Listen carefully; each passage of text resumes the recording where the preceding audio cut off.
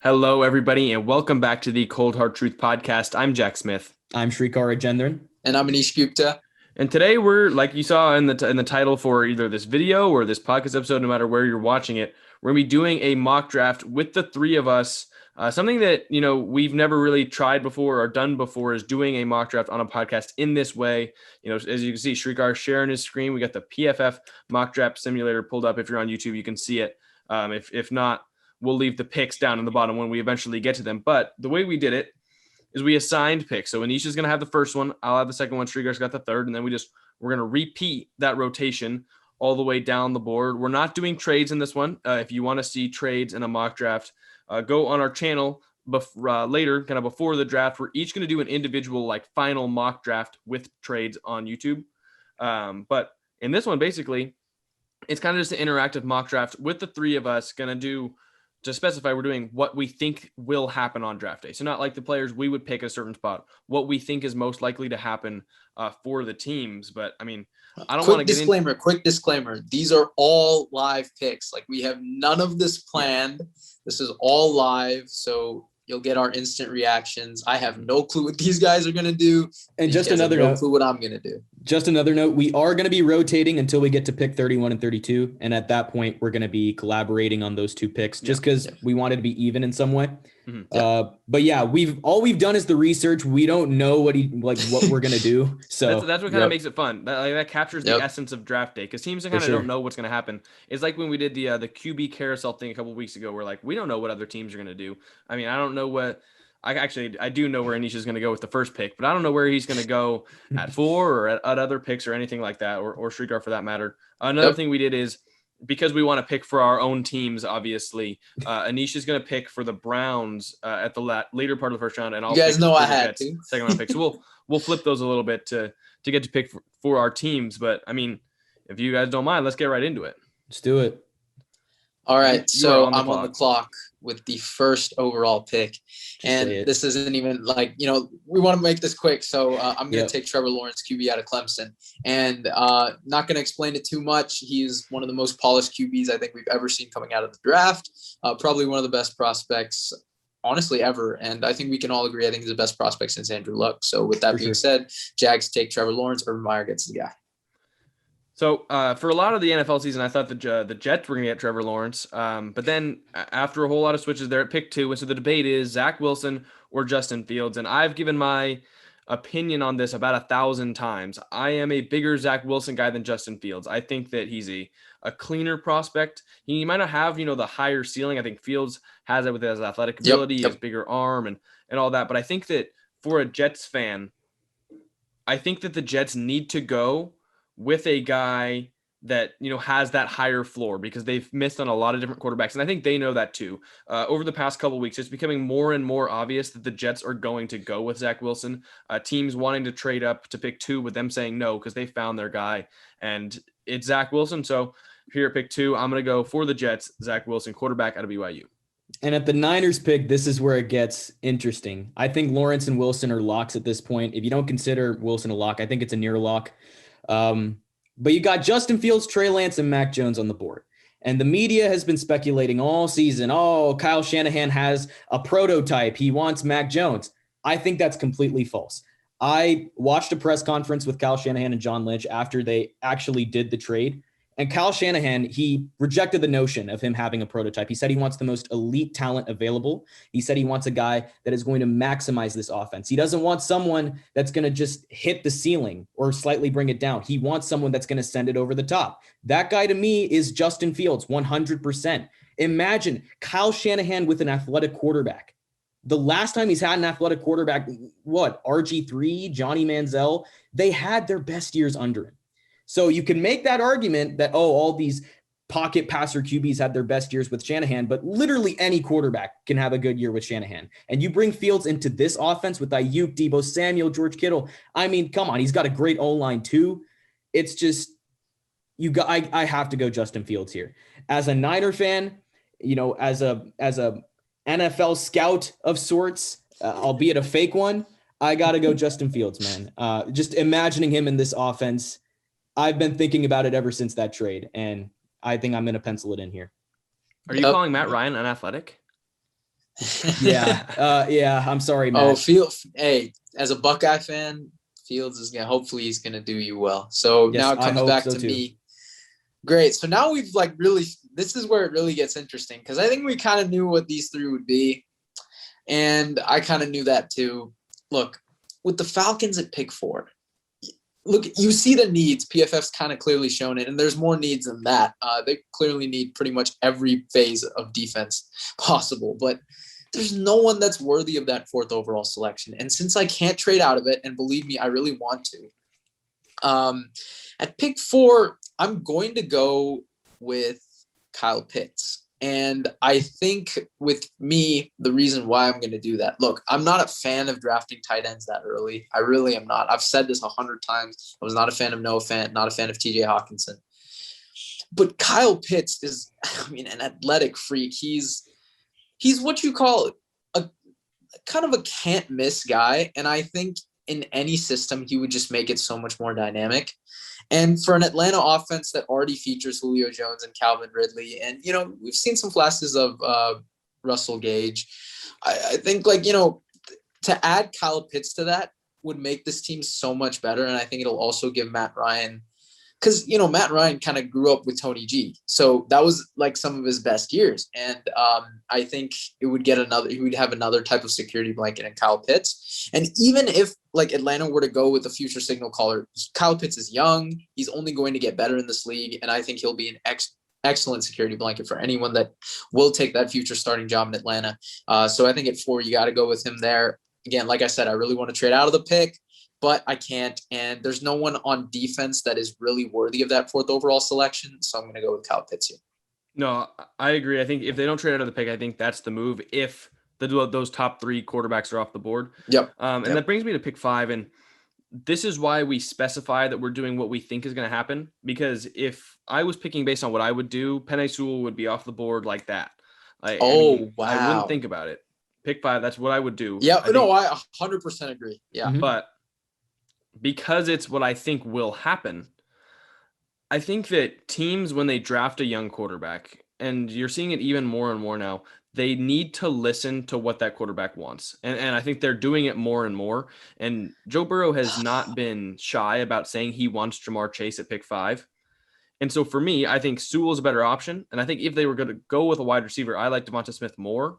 I understand the Jamar Chase to Joe Burrow connection, but I think Smith is a better prospect. But here, going off what I think the Bengals will do, I think they're going to listen to the player that they took number 1 overall just a year ago. And while that may be stupid and, not having that protection for him that he needs, you look at the scar on his knee when they were revealing the uniform. Oh, man. The jersey. Come on. That was rough. How are you going to validate taking a receiver there instead of an offensive lineman? They already have T and Boyd. Those are 2 guys that, I wouldn't agree with this pick, but I definitely think is what's going to happen. They're going to listen to Burrow, and that also creates that, if it doesn't work out, that's him. He decided he wanted Jamar Chase, and so can't complain about an offensive line if you asked for Jamar Chase. I would take Sewell in a heartbeat, but I've got Jamar Chase going here to 5.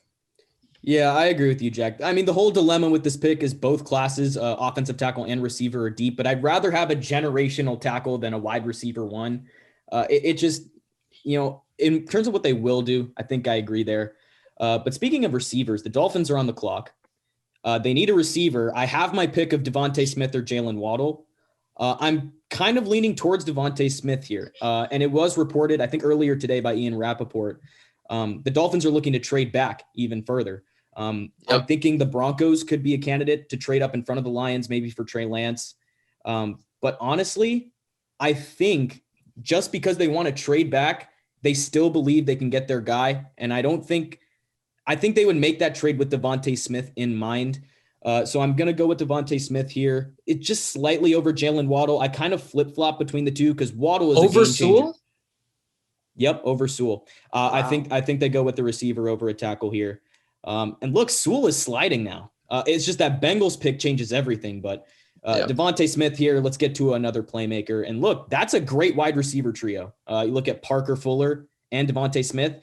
last year they had a pretty questionable pass catching core, and now you throw Gesicki into the mix, and this is one of the better groups in the entire NFL. So I really love this pick here. Devontae Smith to the Dolphins at 6. So look, I'm going to give Jack pretty much a gimme with his next pick. And so now with Smith off the board and with the Lions there, look, I actually do agree with, I saw a take by Colin Cowherd on this, and I actually do agree with him. If you're the Lions, you want to make sure that Jared Goff has someone to throw to. I mean, you lost Galladay, you lost Marvin Jones. I mean, this team is depleted, and, they've got decent offensive linemen, actually. I like Taylor Decker, and that's probably where Sewell would even play. So I think here you got to take the big 3 off the board and go with Jalen Waddle because, look, I don't know if he has that number 1 receiver. I'm not sure because, he's an athletic freak. But, there were times where he actually was the number 1 guy, even with Smith in the lineup. I remember some games watching both of their film, especially when watching Mac Jones. I could see that he liked a Jalen Waddle on in certain games a little bit more. But I think you need to get a guy that can just take the top off the defense. He reminds me actually a little bit about of Marvin Jones, who was able to really fit that role well when Kenny Galladay was out. So I'm going to go with Waddle here. And obviously I think this leaves a very, very easy pick for Jack. So you're welcome. But yeah, I think the Lions go with the guy here. And that leaves the big 3 of receivers already gone through 7 picks. I think that is very, very interesting. I didn't expect that. I really didn't expect that coming into this. Yeah, I don't think I agree with either of your picks, to be completely honest. I think both of these guys would jump on Sewell. Because he is that can't-miss prospect just like Pitts and Lawrence are at their respective positions. And I understand that last year Miami picked Austin Jackson to play left tackle. And I understand that, Taylor Decker is good and the Lions put way too much money into Hal Vaitai. Yeah. But it's Penei Sewell. I mean, I'm going to take him right here at 8. My favorite quarterback, Sam Darnold's got there you go. Yeah. Left tackle. My Panthers bias was a little bit showing there too, even though Darnold's there. But Sewell over there would be very good. I don't think Sewell will be here. I'm not sure. I think that will happen. But in this board, I mean, there's no way the Panthers wouldn't take him. I've thought 100%. I've thought that they would go, instead of a receiver, they would take Slater, or instead of some other guys, they take Slater. And now instead of getting Slater, they land Sewell, who is the best offensive lineman in this class. It's just a total win. Mm-hmm. All right. The Broncos at 9. I think this is the toughest pick that I have to make in the top 10 outside of maybe the Bengals, but Trey Lance is still on the board. Yeah. I'm not very high on Drew Lock, but I do think the Broncos are going to move into 2021 with him as the starter. I don't think they're going to move off him in any way. So what I'm going to do here is I'm going to draft Trey Lance as a quarterback that can push Drew Lock. If he needs to, I mean, he can start in year 1, but I expect them to groom him. Everyone's been saying, let's give him the Mahomes treatment. I completely agree 100%. He's still really raw as a quarterback. But I think the Broncos make perfect sense if he's on the board. If Trey Lance is not on the board, I'd lean offensive line, maybe Rashawn Slater.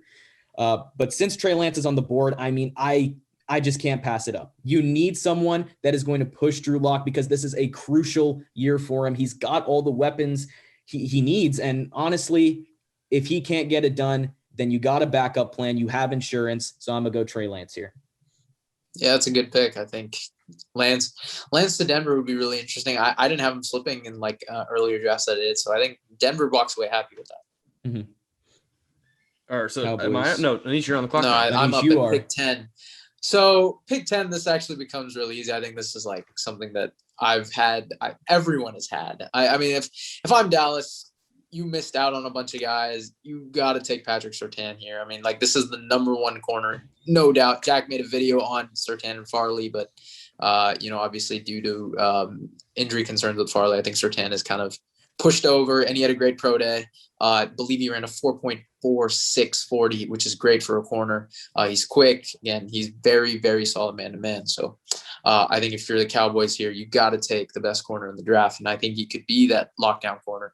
I saw some Cowboys fans put up these like Patrick Surtain, Darrelle Revis. Have you seen that? They put the receivers he's going to hold to under 35 yards. And it was just a bunch of Justin Jefferson and all these guys, all these NFC East receivers. I was like, okay, yep, great. The Cowboy fandom has started. Yeah. But there they go. Patrick Surtain here, easy pick.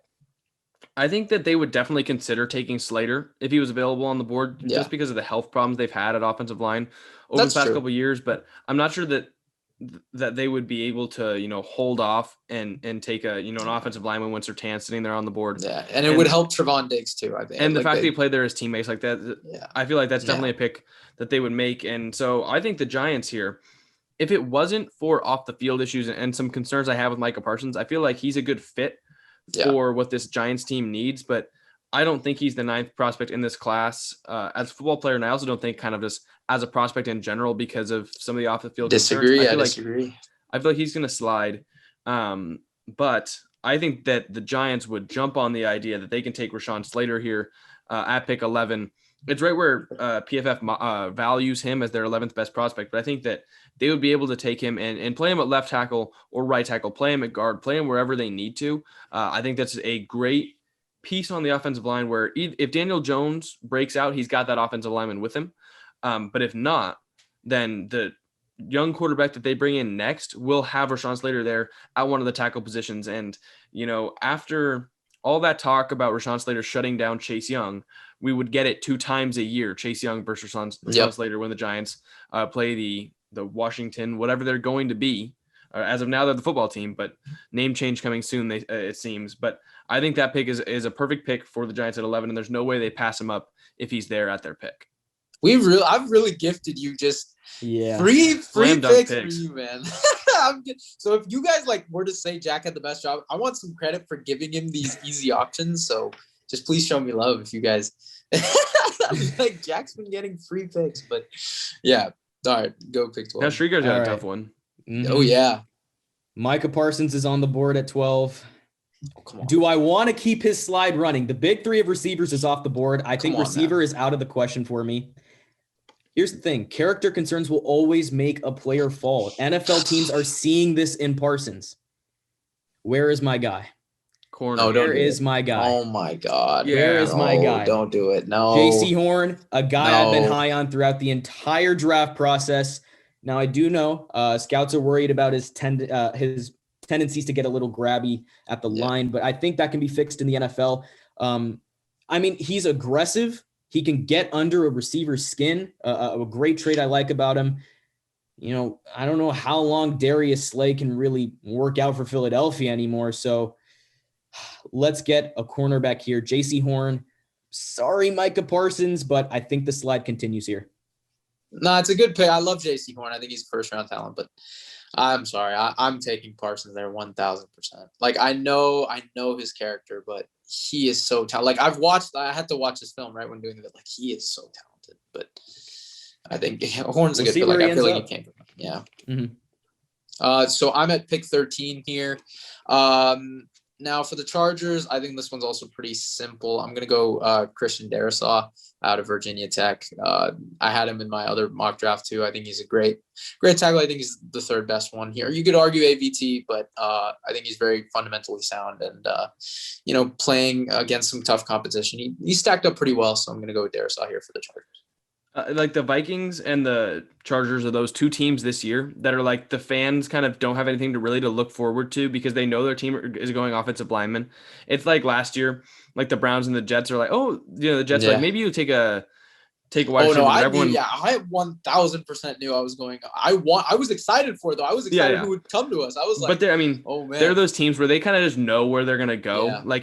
Unless a player really falls, unless Slater fell to the Chargers, they know the 2 players they're going with. I guess I'll just come out and say it. I think that the Vikings are going to take Elijah Vera-Tucker here, guard or tackle at USC. PFF has him listed as a tackle. I see him as a guard, and I think he can be a very good guard at that. Watched him at USC. He's just a very, very good pass protector and also a good run blocker. He's very athletic. Daniel Jeremiah, and I believe the other person was Rappaport, but don't quote me on that, say that he reminds them a lot of Zach Martin. And when watching USC's pro day, the tail of the tape, they're almost identical size-wise, length-wise, measurement-wise, and timing-wise.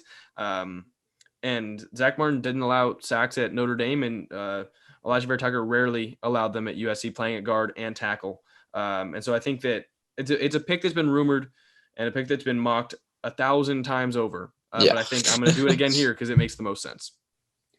Oh, boy. Oh, come on. Mac Jones, we meet again. Here's the thing, though. This was my floor for Mac Jones. I didn't have him going past 15. He's not. Come on, man. But Micah Parsons is way too talented to pass on. But it's New England. If you're going to talk about, really? New England. If you're going to talk about character concerns. Yeah, I think this is. Yeah, you're right. I was going to go Micah Parsons. I'm doubling back on it now. I think I should go Mac Jones. Here's the thing. Belichick was visible. Well, he was shaking his head at Mac Jones's pro day. There's a video out on it. I'm not going to jump to conclusions. I'm not going to judge Mac Jones based off Bill Belichick shaking his head.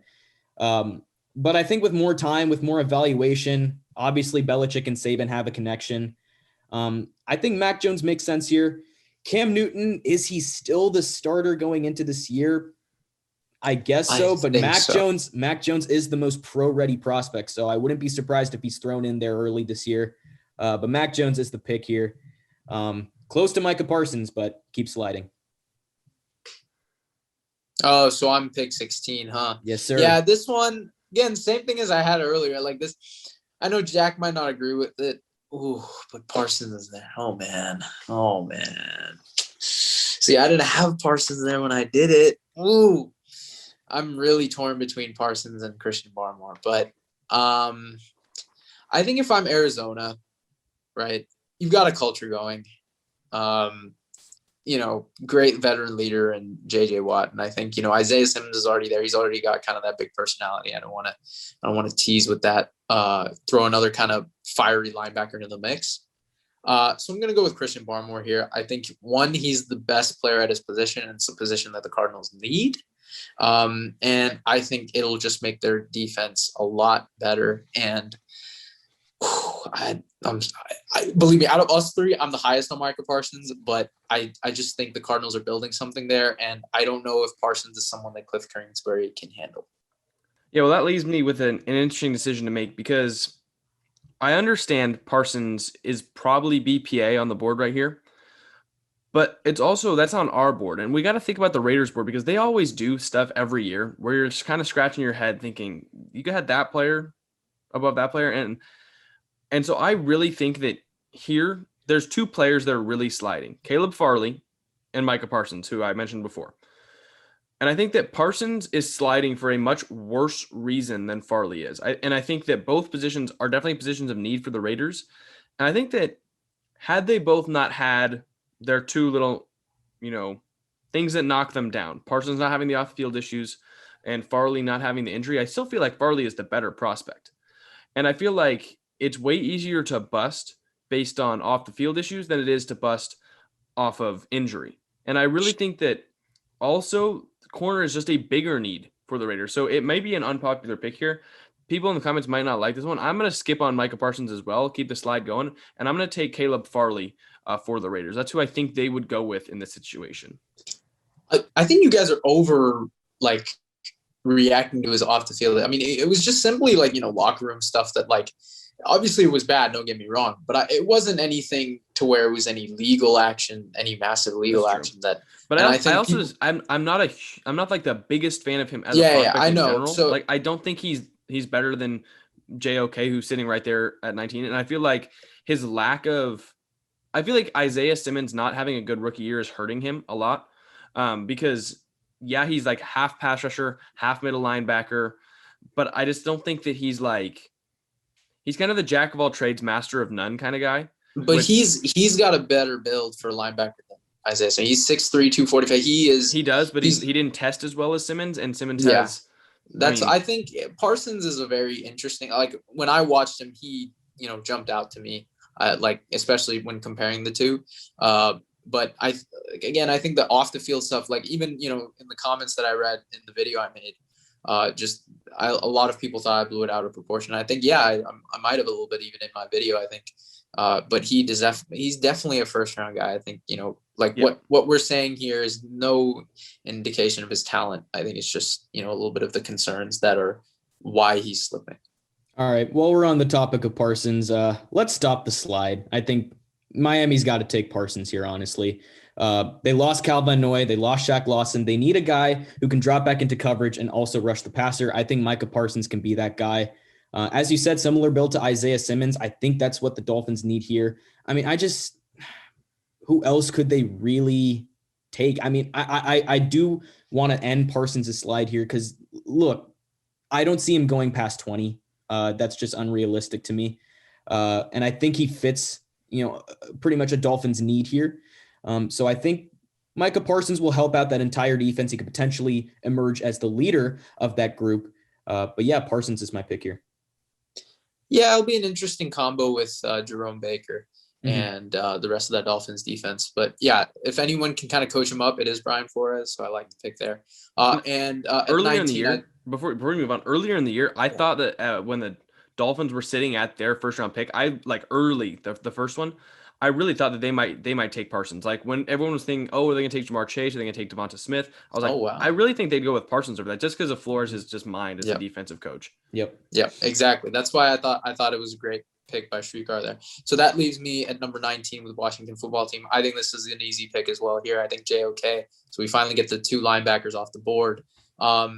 Again, I watched the 2. JOK flew out to me in coverage. He was amazing. A lot of people think he should go stay as a safety in the NFL. I don't know. He is 6'1". He does have a little bit of trouble in run support, especially with open field tackles. Sometimes he does tend to get bulldozed.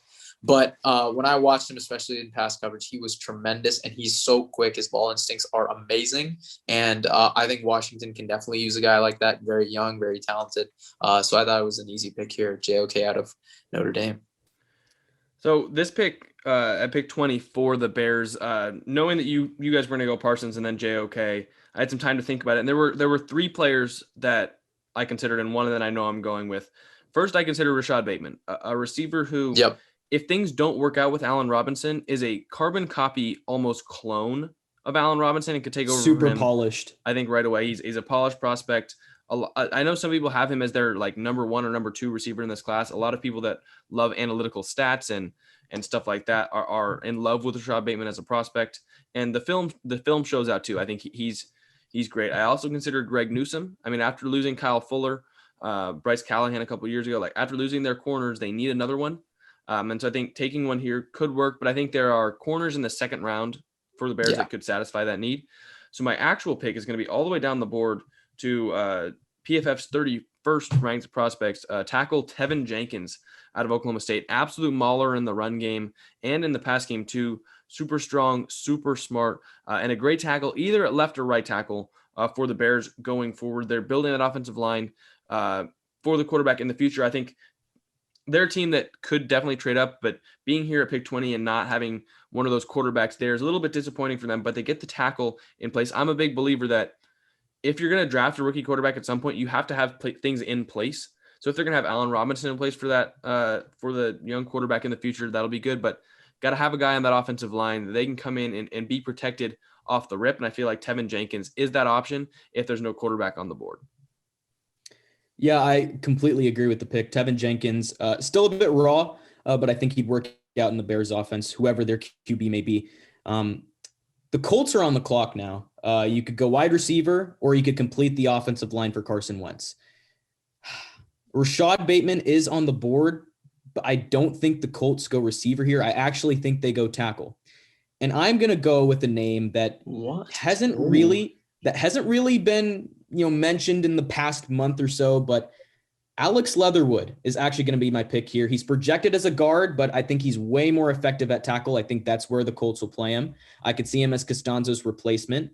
I don't know why he's just not being talked about anymore, but I think he's still a great plug-and-play guy. I think he'll definitely help out Carson Wentz. I want to complete this O-line because the weapons that the Colts have in place, they're still good. Carson Wentz can work with that. So as long as he gets protection, I think he'll make it work in the Colts offense. So I'm going to go Alex Leatherwood here. And let's see if this is taking a bit of a risk because there are other tackles. There's Cosme on the board. I think Dylan Radins is still on the board too. But Alex Leatherwood is my pick here.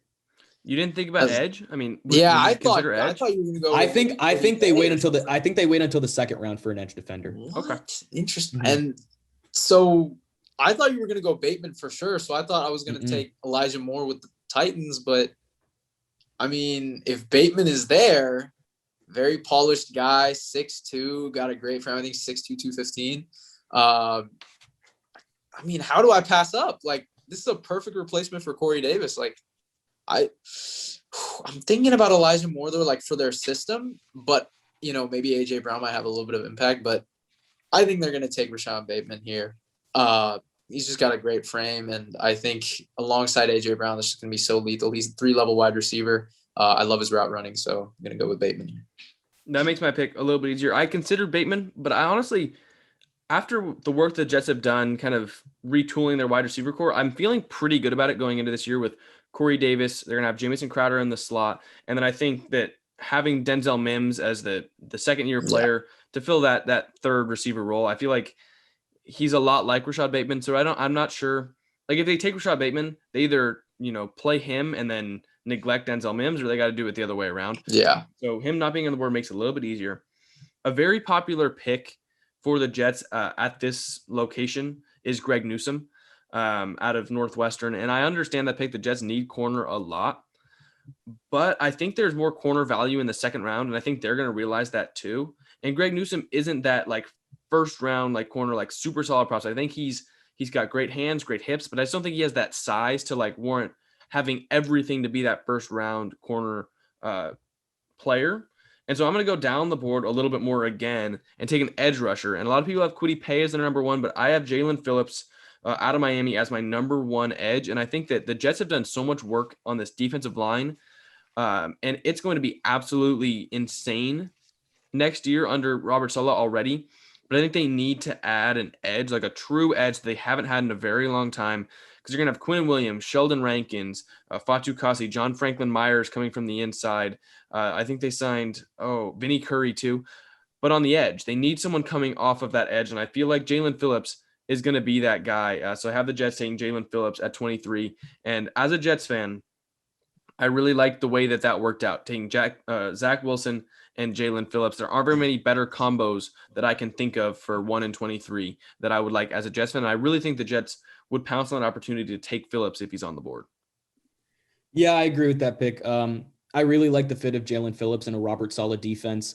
Steelers, multiple different avenues I could go with this pick. I could go Najee Harris. Please do. Greg News. I don't think a running back goes first round though.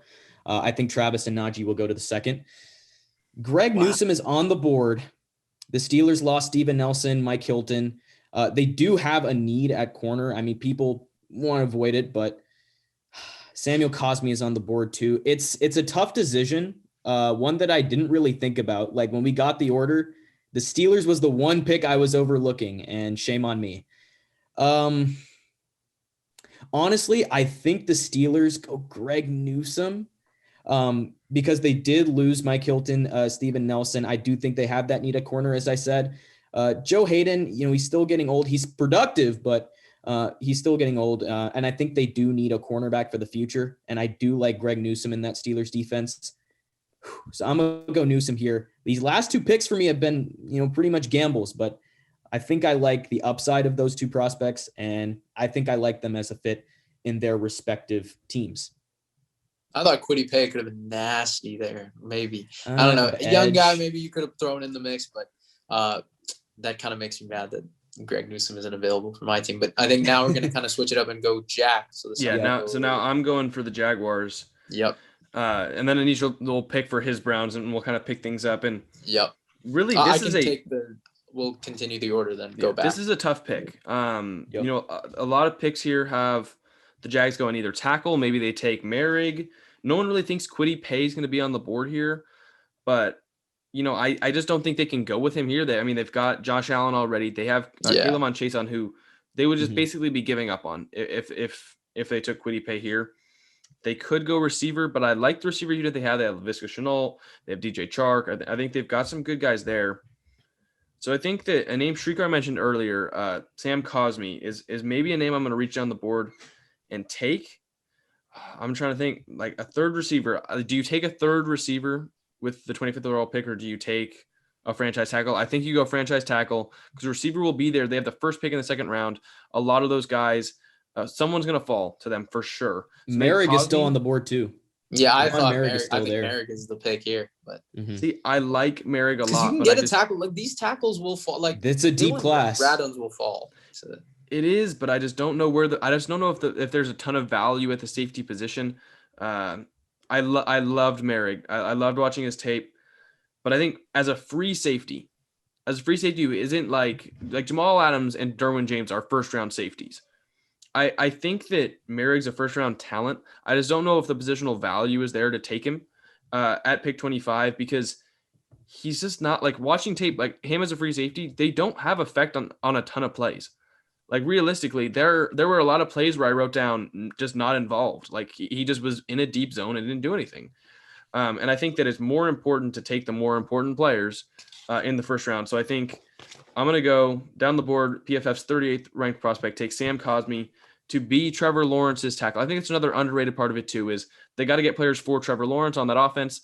Sam Cosmi brings them that at pick 25. Plus, I think Merrick with the players that are on the board here, Merrick or another one of the safeties will easily be there at pick 33 if they want to go with that. So that's true. So now this one is very interesting because I know the need says edge, but I think Clowney fills that void. We are in desperate need of a linebacker, and here's my thing. Like, you could argue D tackle, but the thing is, I think we can get Sheldon Richardson back on a cheaper deal. I think they've explored that. So I really want to go linebacker here. And I know Nick Bolton is there, but I think Zaven Collins is more talented. I think he's a hard hitter. Like, he is a hard hitter. I think he's very fast and he's got great ball instinct. So I wanted Zaven Collins. I didn't, expect any of these JOK or Micah Parsons to fall. So I think Zaven Collins is the move here. I'm thinking about Gregory Rousseau. I see him down there, ranked 37th overall by PFF. But now with Clowney there, right, there's really no point. I mean, you could kind of develop him, but we need linebackers so bad. Like we have the second worst linebacker group in the league right now. And I think if we're in a win now mode, right, Clowney's there, we can obviously bring him back next year. I think Zaven Collins is the guy to go here. Did you consider Merrick? I mean, I know they had a little bit of safety issues. Did, but I feel like we're getting a little bit too much. Like now we have Ronnie Harrison, Grant Delpit, and then we picked up John Johnson. I think that's three safeties that you can rotate. Yeah. So I don't really think Merrick will be the type of guy that we would need. Yeah. Well, the Browns division rival, Baltimore Ravens. I'll take the next one to go back in order then. So no, I think it's we can turn. Yeah, we can say, and then you can go after that. It'll work out. Ravens are on the clock, man. I'm thinking edge rusher or offensive line, actually. And I was thinking one of the better fits as of late that I was thinking was Landon Dickerson, because the Ravens do need a center. Matt Skura, he's not very good. And Eric DeCosta, he came out and said that he's frustrated with people, not really liking the Ravens receiving core. He said he was insulted by it, something along those lines. So that kind of gives me an indication that he might wait until the second round to get a receiver. And this is a deep class, so I really wouldn't mind it for the Ravens here. So I'm actually going to take Landon Dickerson. I like his fit in this offense. And the Ravens always strike gold with Bama players. I mean, I don't know what it is, but I think Landon Dickerson will keep that trend going. So I think that's the pick here for the Ravens. So now, Anish, we're back to you. Gotcha. Yeah, I thought you were going to go maybe Elijah Moore, Kwity Paye here. With the Saints. Look, they lost Hendrickson, and Kwity Paye is there. They could go Elijah Moore because of that receiver need without Sanders. Kadarius Toney is on the board too. Yeah, I'm thinking about him, but I like Elijah Moore. I don't know. I think he's one of the best route runners. If not, I think he's the second best route runner. You could argue right behind Devontae Smith. I still think Rondell Moore is the best route runner in this class. Yeah, but I gotta denote him for his size. So at 28. Look, I'm torn between Moore and Paye here. I mean, Paye's been slipping though. And I think you can, like you said, maybe get a receiver second. So I think I'm going to go Kwity Paye here. I think he's just too talented for the Saints to pass him. That's such a great replacement for Hendrickson. Trey Hendrickson. And plus, with Cameron Jordan aging, I think that was a good pick. And I probably would have taken him here if I were the Packers. I would have said, go BPA, and I would have taken him or Merrick, even though like it doesn't fit a huge need. I just think you go BPA if you're a team like the Packers. Oh, but now, come on, you got to take a receiver. I think this is. Yeah, I'm gonna go receiver, but it's just considering which receiver it is. Now it's just which receiver it is. I think I know who you're gonna do, and I'm like, whoa. So I'm gonna sort by receiver. I'll pull it up on my thing if Shigar wants to do it too. And we're gonna look at some of the best receivers that are available on the board, because I feel like this is finally the year the Packers will do it. And so right here it says Elijah Moore, Terrace Marshall, Rondell Moore, Kadarius Toney. Yep. I think those are the four guys. Those are the four guys you're thinking about. Yep. Elijah Moore, Anish likes. Terrace Marshall, a lot of other people like. Yep. Yeah. I like Terrace Marshall. But I mean, I think neither of those guys stand out on film as much as Rondell Moore does. I knew. And I think I did a comparison on our Instagram. I put up a post the other day about Rondell Moore and how I think he's such a good weapon. And yes, he has injury and size concerns, but on film, and he produces. 5'7". He's 5'7", but it doesn't matter if you're in the slot. I think it he's does super strong. Bit. Like if he was 5'7" and weak, then no, and there's no way. But he's 5'7" and he benches more than all of these guys. I don't know why. I was really hoping Rondell Moore lasted until Tampa Bay. I want to see him in Tampa Bay's offense. No, I think TB will keep Antonio Brown, so I don't think that would have a use for him. But it hasn't happened. Dude, maybe in the Chiefs. If I'm Green Bay, I think either Elijah or Terrence. But hey, I think I know you're high on Rondell, so yeah. See, but you're right. He is kind of let's collaborate on this one. Let's start collaborating from here. All right, bet. I don't mind it. Like I think Rondell Moore is probably the best guy, but this is again what we think they will do, not what I would do. So yeah, do you think Kadarius Toney is literally just sitting there? No, but look, you don't. But slot receivers do get knocked down. Yeah, I think Elijah Moore again. Like I said, I think I'd go Elijah Moore paired with Devontae Adams. You could even go Terrace Marshall because he did play that number one role without obviously. But he wasn't all that great. I mean, he wasn't. Yeah, exactly. So I think Moore's the pick here in my. Let's go with Moore. I think the track record of Oklahoma or Ole Miss receivers the last couple of years also helps. Exactly. Yeah, I think I was getting a little too invested in what I would do. But this is what we think they are going to do. Let's go Elijah Moore to the Packers. All right. Bills on the clock. I definitely think they go corner here. I was thinking edge, maybe Jason Owe, but I think he lasts until the second round. You could get another edge in the second, maybe. I want a guy opposite Tre'Davious White, and Asante Samuel Jr. is the guy I have in mind. Okay. Me and Tyler from Bill's Legacy were talking about this. Tyler definitely wants Asante Samuel, so let's do him good here.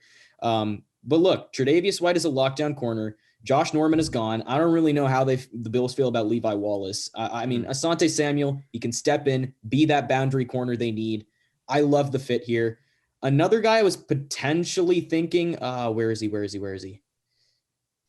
Not Javon Holland. Aaron Robinson, but he'll be in the second round easily. So I think Asante Samuel, no doubt for me here. I like the pick. Agree. So I think these are the picks we're going to collaborate on, but I mean, I'm just going to throw out who I think the Chiefs should get. Even in my earlier, I think it should be Walker Little. I'd go Sam Cosmi. Oh no, he's gone. No, he's gone. Oh, I think it's Walker Little here. Oh, he's again a first round talent. He's the definition of a project, and if anyone can make a project work, it's Andy Reid. And if I don't know if the Chiefs want a project now, though. No, especially with how pressing the need is. I don't know if he'll be necessarily thrown into the fire right away. I think he'll get some time. I don't know if they have the time though. They don't. Yeah, you're right. But Liam Eichenberg could be a nice. I was gonna say. I want to throw out two other names. I want to throw out Redunz from North Dakota State, and I want to throw out Eichenberg. I think Eichenberg would be my pick because he has that versatility. You don't have to throw him into the fire immediately at tackle. You can start him at guard, and then maybe move him to tackle or see if he succeeds at guard. Yeah, I like Big Ten guys, so I would be fine with. And Walker Little, just with the injury concerns, and they already had that with. I don't think Walker Little's a first rounder. With Schwartz and with Eric Fisher, they already had those injury concerns. I don't think they want to get back into it. I think what they would do, I think would be take Redunz or Eichenberg. It's up to you guys. I'd like Redunz more, honestly. I think Eichenberg might be more pro ready, but he's less of that tackle. The upside with Reduns is so much more. Plus, he's a tackle. I mean, Eichenberg is. There's still questions about whether he's a tackle. I think the best one underrated part about Reduns is that he had to be a little bit more mobile with a guy like Lance. So I think and he's used to that playmaking ability. Yeah, he's used to the playmaking ability. I'm good if we want to go there. I'm going Reduns. I'm cool with that too. Yeah, I think you guys sold me on Reduns because I think his mobility with Trey Lance is, I think, something that would translate for lateral movement. If you guys want me to be a little bit more persuasive on this pick, there's one pick that I would literally run to the clock with, and that's Gregory Russo, because he is an exact replacement, I think, a perfect replacement for Ndamukong Suh, because he's that mix between being an edge and being that interior defender that would be absolutely perfect with the Buccaneers, because he succeeds a lot. Like, I don't think he's – I like that, yeah. No, I don't think he's the most gifted – like technically to be able to win one-on-ones or double teams with his finesse and all that kind of stuff. And keep in mind, like he had 19 sacks freshman year, right? Sat out his sophomore year, or whatever, declared. Like, this is the best place for him to really get great back situation. into it. Yeah, he can start off slow, but he's so young. You got Todd Bowles to coach him up as the stack D line. I mean, Vita on the inside, he'll produce. He's just gonna get one-on-ones with guards, and he absolutely destroyed them. Like, I thought that he could be like the best edge in the class. I just don't think he's the best off the edge. Like, he's considered an edge rusher, and I think he probably could become the best in this class, but he's so much better against guards. Like, he's so much better on the inside when he got those chances. And like, Vita Vea will take up a double team on the inside, JPP and Shaq Barrett on the outside, and you just get Gregory Russo is going to he's got size. Guards. That's a nightmare D line. I like the pick. I'm all in on Russo. Me too. Sold me. Yeah, I think he's got the size for it. You sold me on it. Let's do it. I wonder, so is there a way we can end the draft? I want to see what our grades Let's are. see the grades. All so right. the draft is complete. I'm pretty happy with it. I liked it too. Let's see. So, Devontae got an A-. Looks like we absolutely killed the first 10. Hey, we're getting a lot of A's. I like this. Vera Tucker got a B on his Vera Tucker pick. How? That's cool. Hey, I don't know Christian about that. Barmore. Still a good grade. E+. There we go. Okay. Now you know what? If they put some respect on Leatherwood, I don't mind it. Yep. Greg Newsome. Let's see. How'd they give for my Browns? Okay, B+. Oh, geez. Yeah. The first C's. We're getting C's. I cannot believe Kwity Paye pick. Okay. Kwity Paye to. I don't think Landon Dickerson is that bad. Come on, PFF. Gregory Rousseau got a C-. Hey, Sugar. They did that with me with Phillips too. Interesting. Yeah. Scroll it back to the top so that we just have all those A's showing. You know, folks. This is why you tune into the Cold Hard Truth podcast. Why you before subscribe. You get to all the C's. Let's not show that, please. I don't think that's a C- for Elijah Moore though. C-Jack, they liked it. I like. Hey, you know what? That's why I wanted to collaborate with you guys. But they rock with Raidens. We hope you guys enjoyed this mock draft, and like we said earlier, we're gonna have mock drafts on the channel, 3 of them before draft day, 1 for each of us with trades. And so for this, we were using the PFF mock draft simulator. You know, it's interesting at times when you let them pick it, like when you have them picking as the computer, because they're pretty stupid. But when you do it all yourself, it works out. And so if you guys are watching this and you're feeling inspired, go to the PFF mock draft simulator. You can do it. They give you grades. I think we feel pretty proud about how this one turned out. I love this one. Yeah. I like this. I like this. I feel like save it. Make sure you save it. Download it. Yeah. But if you watch this and you're thinking, you know, oh, I don't like who my team went with there, or I would have gone with this person at this pick, please tell us. If you're on YouTube, down in the comment section, tell us right now. We want to get back to you guys. We'll converse with you guys. Let us know who's talking to you in the comment section.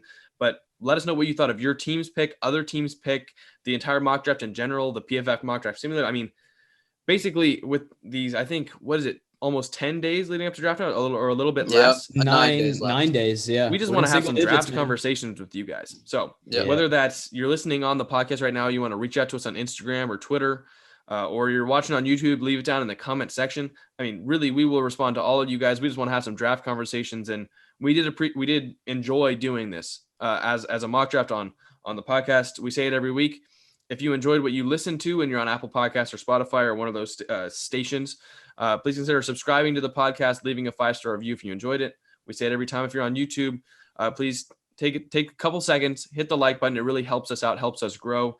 And hit the subscribe button if you're not already subscribed. We really appreciate all the support that you guys have given us. We recently picked our winner for our 3,000 subscriber giveaway, which just feels insane to be at a position like that. We never envisioned this would happen. We've got some sponsorships down the line. Like, I mean, we're over the moon. I don't even know if we thought this would still be a thing by the 2021 NFL draft. So you guys have blessed us with so much, and we just want to say thank you. But we hope you enjoyed this episode a lot. Maybe if you enjoyed this style of it, where we screen share and do some interactive things, let us know. Any other ideas. Sometimes we love doing this, man. We'd be down to do it again. And maybe sometimes we do it live and have you guys involved too. So just let us know. That's the best way. Just let us know down in the comment section or hit us up at any place. Let us know. But thank you guys so much. We've been the Cold Hard Truth Podcast, and we will see you next time.